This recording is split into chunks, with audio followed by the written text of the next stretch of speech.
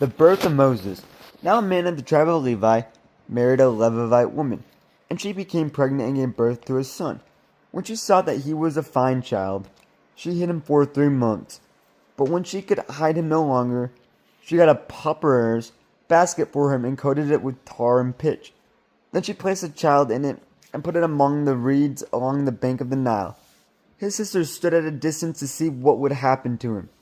Then Pharaoh's daughter went down to the Nile to bath, and her attendants were walking along the river bank.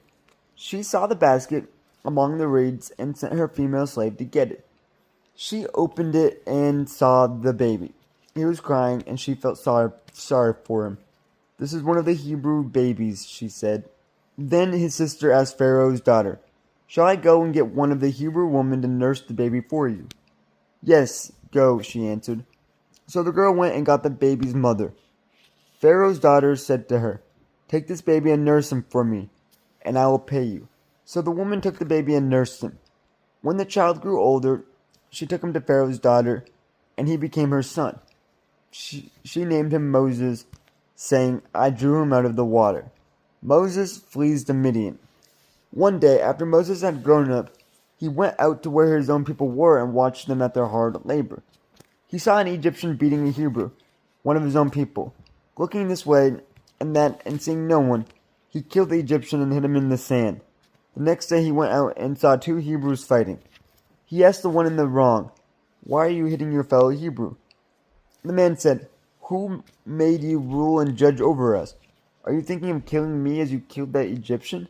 Then Moses was afraid and thought, "What I did must have become known." When Pharaoh heard of this, he tried to kill Moses. But Moses fled from Pharaoh and went to live in Midian, where he sat down by a well. Now a priest of Midian had 7 daughters, and they came to draw water and filled the troughs to water their father's flock.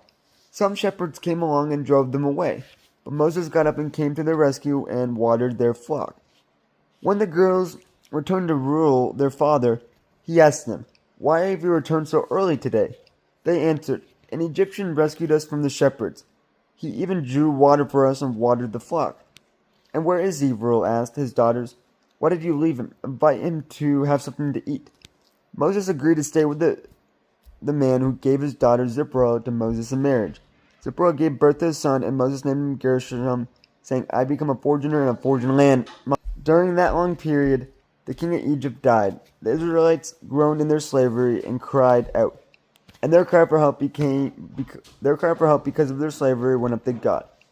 God heard their groaning